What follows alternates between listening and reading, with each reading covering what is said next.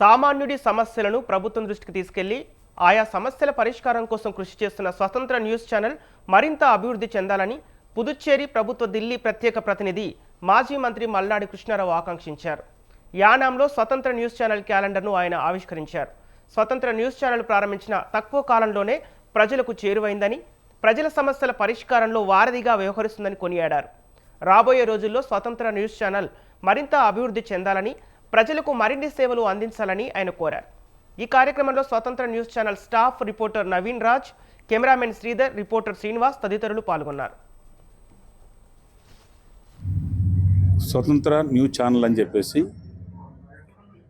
ప్రజలకుండే సమస్యల్ని ఎప్పటికప్పుడు ప్రభుత్వానికి తెలియజేసే విధంగా గత 4 సంవత్సరాల క్రితం ఛానల్ వచ్చి ఈ 4 సంవత్సరాల్లో కూడా చాలా విషయాలు ప్రజలకుండే సమస్యల్ని ప్రభుత్వానికి తీసుకొచ్చి ఉన్నట్టుగా తెలియజేస్తున్న ఛానల్గా తక్కువ టైంలోనే పేరు సంపాదించుకుంది. రాబోయే రోజుల్లో కూడా ఇంకా ఈ ఛానల్లో ప్రతి రోజుకి అభివృద్ధి చెందాలి. ఆ అభివృద్ధి చెందడం వల్ల ప్రజలకు అనేకమైన సమస్యల్ని ప్రభుత్వానికి ప్రజలకి మధ్యలో ఒక మధ్యవర్తిగా ఉండి అనేకమైన సమస్యల్ని సాల్వ్ చేయడానికి అవకాశాలు ఉంటాయి.